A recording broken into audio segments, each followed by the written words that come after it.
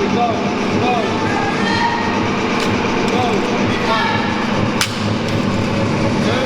Stand up. Brace. 4, only 4. Let's 5 plus 3 to go. Come on, boys. You know how to burp. One more. Make it hurt.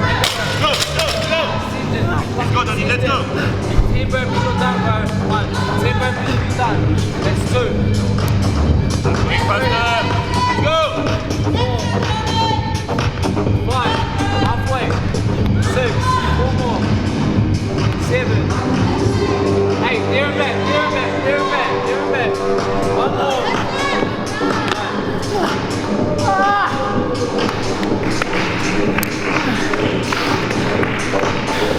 So first attempt done. Thoughts? Well, hopefully the last one. But a little bit of room for improvement there. Just now that I've had the experience, anticipating the pump of the forearm. Definitely get the pace before you get to the snatches, but I recommend doing unbroken every time. Just get it done. Coach had a good cue before, just keep the feet where they are. You're gonna blow up your calves jumping off the floor anyway for the burpees. What's up team, Komi here from 640TS, and we're coming to you with a breakdown of 20.1. The open workout has just come out, and I think it's about an hour and a half since we first witnessed it. We watched Rich Froning and Scott Pancher go live. We took notes down with everything that we've seen available on that workout, and then we've also had one of our athletes, Andoni, just go through the workout, who got a score of 10:35 versus Rich Froning's 10 minutes flat. So it's pretty comparable, and we did try and hold a pace that was relatively close to that, and it kind of dropped off towards the end, obviously. But we're just going to have a little breakdown and show you what's kind of available for the best option and outcome for yourself. So we have notes here on the board, and forgive me today for just kind of going back and forth, but this is it's raw, it's an hour after it's just come out, and this is the best kind of delivery that we can do it in as fast a manner as possible for anyone going on kind of Friday night lights. We have, we'll go for a mobility breakdown first of what we're doing for the warm-up and activation for the workout, and then we'll cover the notes, the finer points of the workout to hopefully give you your best score. So for the mobility, I think for a workout like this, we can definitely get caught up in overdoing it. It's not one that you actually need to do a heck of a lot of mobility, and the more you do, the more you think you need to do, and then the more you can kind of just distract yourself and procrastinate and getting away from the workout as such. So we've just come up with 3. One is to foam roll the T-spine, the thoracic spine, and this is just to help you get a better extension coming out of the snatch and also pushing yourself up off the floor, so there's no kind of creakiness in the back, which could blow up the lumbar during the snatches, and also with the press off the floor for the burpee.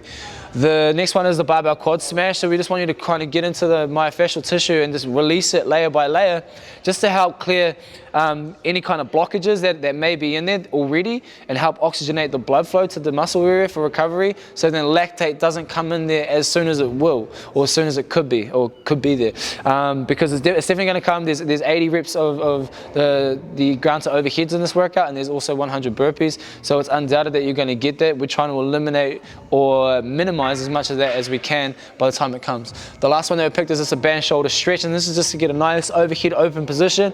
We're meeting all movement standards by all means, and that is definitely a clear position locked out with barbell stacked on top of shoulder joint, on top of hips and knees in one straight line. So if you're a little bit tight and it's hard for you to get there, let's try and utilize this time, spend it on a band, just create more range of motion to get in a better position. Manipulate your hand position to also suit that as well.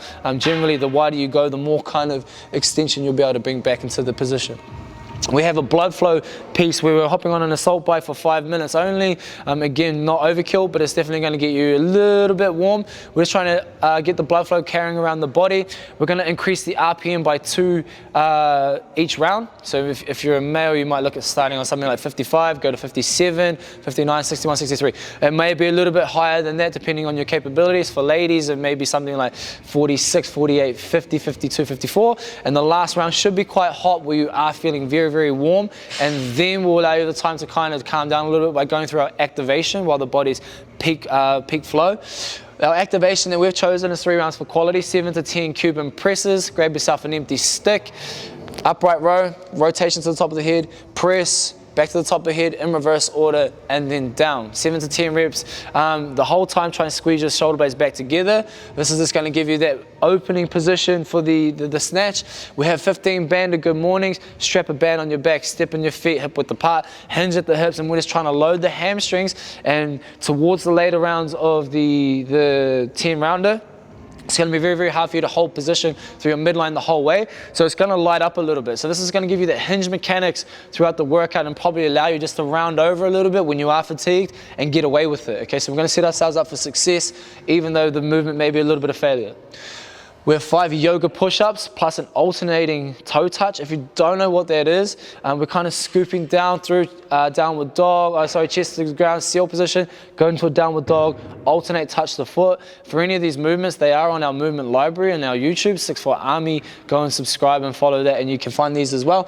And then the next one is a 5 single leg box step up on each side. So we're just getting a little bit of development into that step up of that burpee and causing some power output to happen in that position as well. Remember, it is a 2 feet takeoff, but you can land on 1 foot or 2 feet.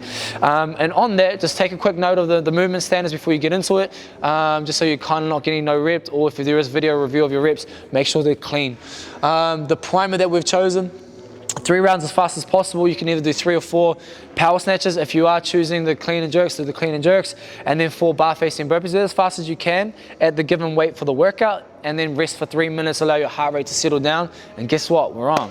Okay, we're going into our notes really quickly, and they're in no particular order. We would try to get them in as good an order as possible, but number 1, control your pacing from the start. You're not rich phoning, it's probably unlikely that you're going to hold an EMOM, although that would be a phenomenal score, and if you do, kudos to you, but it's definitely like the kind of 1% bracket, so the expectation isn't there that everyone's going to get that. It is a 15-minute time cap. They do test these workouts. Not everyone finishes them, so that kind of 1 minute 10 or under, that's a good score. But just know what you're capable of, but we'll keep moving forward. You're going to try to average the same average per round, so the same pacing per round. Maybe they maybe drop off of about 3 seconds-ish per round.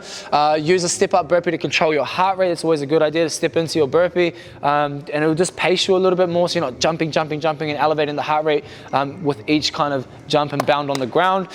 When you are going over the bar, try and jump tall. There's no reason for you to stay low, but just jumping tall is going to give you a little bit more extension and allow you to breathe in a little bit more air in that time. And that's just another pacing mechanics that you can slow yourself down, so just make sure you're jumping tall. Alternating feet if you can. Now this is a tricky one. Alternating the feet will obviously eliminate or minimize the lactic buildup on one side, so you'll split it evenly, but if you're out of rhythm with the controlling the timing of either side alternating, it's going to be more detrimental than actually building up the lactic in one side. And it is a thing, so if you can't alternate your step-ups, just go the one side the whole way, but that's our first recommendation. If your capacity for this workout is great, limit the chalking, or get yourself what we call the chalk support. Have someone there with a block of chalk, hand them the chalk after they've done the burpees. That's good, another good pacing timer to get them back in before they begin lifting the barbell. Use sweatbands if you have them. It's going to eliminate or minimize once more sweat coming down onto the hands. Okay, so that will be a little bit sweaty on the barbell, give you maybe a little bit lack of confidence of I can go now. Finding something to wipe your hands on if you've got no top on, it's the shorts, if the shorts are wet. So where can I grab a t-shirt from? Or you're trying to over chalk, so that's something to think about.